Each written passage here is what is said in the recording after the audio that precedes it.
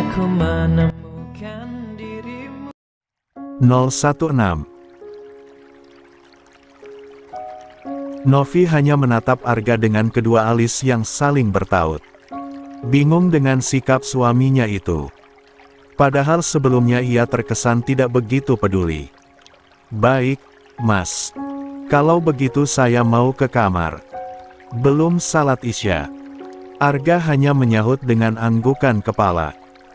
Ia menatap punggung sang istri yang kemudian menghilang di balik pintu. Ketika memasuki kamar, ia menghempas tubuhnya di ujung tempat tidur. Menatap langit-langit kamar dengan pikiran melayang. Ucapan Alia tadi masih membayangi pikirannya. Tak dapat ia pungkiri perjodohan yang ditetapkan orang tuanya dengan seorang gadis asing memang membawa pengaruh besar dalam hubungannya dengan Alia. Alia mulai posesif dan cemburuan. Padahal dulu, Alia adalah gadis manis dan cerdas yang benar-benar membuatnya jatuh hati. Dan niat Arga pergi ke sebuah desa demi mencari gadis itu untuk meminta maaf dan membatalkan pertunangan, justru menemui masalah baru. Insiden lepasnya Dodo membuatnya terikat pernikahan dengan Novi. "Bunda bisa kena stroke kalau tahu anaknya sudah menikah dengan gadis lain," ucapnya setengah frustrasi. Dering ponsel membuyarkan lamunan Arga. Ia mengeluarkan benda pipi itu dari saku celana. Terlihat nama Alia pada pemanggil, yang membuat lelaki itu kembali mendesah panjang. Namun, ia memilih untuk mengabaikan panggilan itu dan meletakkan ponsel ke atas meja. Baru beberapa menit, sudah terdengar nada pengingat pesan. Arga kembali meraih benda pipi itu. "Aku minta maaf, Arga. Aku tahu aku salah dan sikapku berlebihan. Aku hanya takut kehilangan kamu." Isi pesan yang tertera pada layar. Lagi, Arga memilih mengabaikan. Untuk kali ini ia akan menghukum Alia dengan mendiamkannya. Lelaki itu lantas bangkit meninggalkan tempat tidur dan membuka kemeja yang membalut tubuhnya. Kemudian memilih keluar kamar dengan bertelanjang dada. Menuruni tangga menuju dapur. Namun, saat akan melintas, seketika ia mematung di tempat saat matanya menangkap pemandangan tak biasa. Novi terlihat keluar dari kamar mandi dengan mengenakan jubah mandi sepanjang lutut. Rambut hitam dan panjangnya dibiarkan tergerai saja. Wajahnya tampak imut tanpa kacamata tebal yang selalu membingkai matanya. Tanpa sadar, Arga menelan selaiva saat melihat kulit bagian leher yang putih bersih. Tubuh mungil dan wajah imut itu menyatu sempurna dalam dirinya. Arga bahkan seperti tak sanggup mengerjapkan mata. Sebab ini adalah pertama kali ia melihat tampilan Novi tanpa hijab. Tidak, itu bukan Novi. Aku pasti salah lihat dan hanya berhalusinasi, ucapnya mencoba mengembalikan kewarasan yang sempat menghilang. Novi jadi sangat terkejut saat keluar dari kamar mandi dan mendapati Arga sedang berdiri tak jauh darinya. Ada kerutan tipis di dahi gadis belia itu melihat sang suami. Arga sedang memejamkan kedua matanya dengan mulut berkomat kamit. Entah berkata apa. Tak ingin tampilan dirinya tanpa hijab terlihat jelas oleh Arga, Novi pun langsung mengambil langkah 1000. Ia menyembunyikan diri di batik sebuah pilar. "Oke, tenang. Tenang. Tarik napas." Arga menarik napas dalam-dalam demi menormalkan napas yang memburu dan juga jantung yang berdegup kencang. "Arga, itu pasti bukan Novi. Itu hanya halusinasi." Perlahan kelopak mata lelaki itu terbuka. Bola matanya bergerak ke kanan dan kiri, mencari sosok yang tadi membuatnya begitu terpukau. Namun, yang ia temukan hanyalah kesunyian. Tak ada siapapun di sana. Ternyata benar-benar hanya halusinasi. Mana mungkin juga Novi yang culun dan kurus bisa secantik itu. Lelaki itu bernapas lega. Tetapi dalam hitungan sepersekian detik bola matanya kembali membulat penuh. Tapi kalau bukan Novi, berarti yang tadi itu hantu. Ah, tidak mungkin. Arga menggeleng cepat. Ia tak pernah percaya dengan yang namanya tahayul. Apalagi tentang hantu yang bisa dilihat dengan mata telanjang. Benar-benar di luar nalarnya. Dan setelah kembali ke kamar, ia malah tak dapat terpejam. Bayangan cantik tadi terus mengisi kepalanya. Pagi-pagi sekali Arga sudah terbangun. Sudah mengenakan kaos oblong dan celana training. Seperti biasa di hari libur, ia akan menyempatkan waktu untuk berolahraga ringan. Berlari-lari kecil di sekitar kompleks perumahan tempatnya tinggal. Ketika keluar kamar, ia mendapati pintu kamar sang istri terbuka lebar. Ada suara merdu yang mengalun dari dalam sana. Sepertinya Novi sedang mengaji pagi itu. Satu hal yang disadari oleh Arga, sejak awal ia sangat menyukai suara Novi yang lembut. Terasa meresap ke hati. Anak itu rajin sekali ibadahnya. Kakinya melangkah pelan mendekati pintu. Dari sana ia dapat melihat Novi sedang duduk dalam balutan mukena dalam posisi membelakanginya. Dilihat secara fisik, sebenarnya Novi sama sekali tidak menarik. Namun, ia seperti memiliki magnet kuat yang mampu menarik perhatian orang-orang. Niko adalah salah satunya. Aku mau jadi imamnya Novi. Ucapan Niko tempo hari masih terekam jelas dalam ingatan Arga. Hanya dengan mengingat itu saja sudah membuat hawa sekitar terasa memanas bagi Arga. Apalagi sahabatnya itu terang-terangan mengaku menyukai Novi sejak pertama kali bertemu. Arga mendesah kesal. Pikirannya melanglang buana sedang membantai Niko habis-habisan. Konon katanya, satu-satunya hal yang tidak memiliki batasan di dunia ini hanyalah khayalan. Menenggelamkan Niko di Samudera Atlantik dan bergabung bersama kapal Titanic yang karam 100 tahun lalu. Menendangnya ke gurun Sahara dan berkebun kaktus, menghanyutkan ke sungai Amazon dan menjadi santapan ikan piranha, atau menjatuhkannya dari puncak gunung Everest tanpa parasut. Oh, menyenangkan sekali. Namun, kemudian Arga tersadar dari pikiran konyolnya. Kenapa jiwa gue mendadak jadi psikopat begini? Sih. Membuyarkan lamunan, Arga memilih segera beranjak.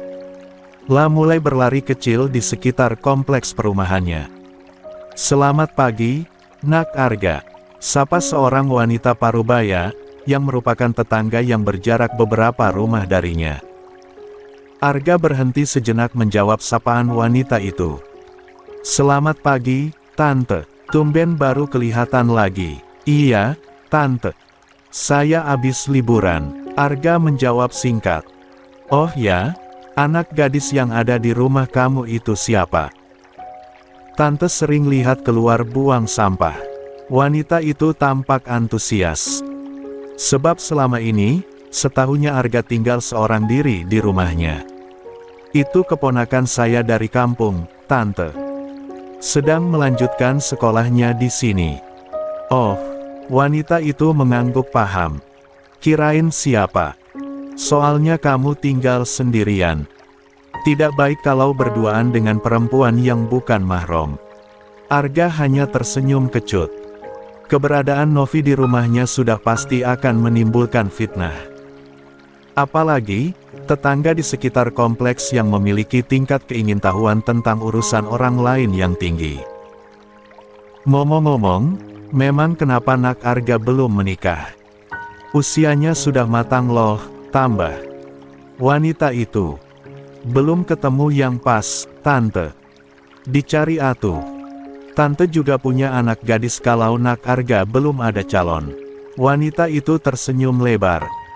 Arga adalah sosok lelaki sempurna untuk dijadikan menantu.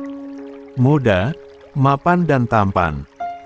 Ibu-ibu di sekitaran kompleks bahkan saling berebut untuk menjadikannya menantu. Terima kasih, Tante. Kalau begitu saya duluan. Permisi. Ia cepat-cepat memutus pembicaraan. Silahkan Nak Arga.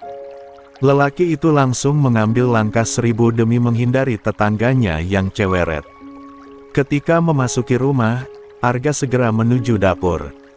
Novi terlihat sedang membuat sarapan. Menuang segelas air putih ke dalam gelas, Arga meneguk perlahan. Ujung matanya mengarah pada sang istri sambil memikirkan sosok cantik bak bidadari yang membuatnya susah tidur semalam. "Novi," panggil Arga. Gadis belia itu menoleh sejenak. "Iya, Mas. Semalam kamu keluar kamar setelah kita pulang, enggak?" Tanyanya hendak memastikan. "Enggak, Mas." "Kenapa?" Novi menjawab ragu, lalu kembali fokus dengan roti panggang buatannya. "Enggak apa-apa. Saya cuma..." Suara bel menjadi pemutus pembicaraan sepasang suami istri itu. Arga menatap kesal ke arah pintu. Ketika Novi hendak melangkah, Arga menahan tangannya. "Biar saya aja yang buka." "Iya, Mas." Arga melangkah malas menuju pintu. Ia paling tidak suka jika ada yang bertamu pagi-pagi di rumahnya. Saat telah sampai di ambang pintu, ia berhenti sejenak dan memilih mengintip melalui jendela. Sosok yang berdiri tegap di depan pintu itu membuatnya merasa ingin berganti profesi menjadi pembunuh bayaran. "Niko, ngapain dia ke rumah orang pagi-pagi?" Ia menggerutu kesal. Tadinya tidak ingin membukakan pintu untuk si tamu tak diundang itu. Namun, Niko terus menekan bel hingga terlihat Novi menyusul dari belakang. "Mau ngapain kamu?" tanya Arga dengan mata melotot. "Oh, saya pikir, Mas Arga nggak jadi buka pintu. Makanya saya mau bukain. Sana masuk kamar. Jangan keluar sebelum saya izinkan." Dahi gadis belia itu berkerut tipis menatap kekesalan yang tergambar jelas di wajah sang suami. "Masuk ke kamar," perintahnya lagi, saat Novi terdiam di tempat.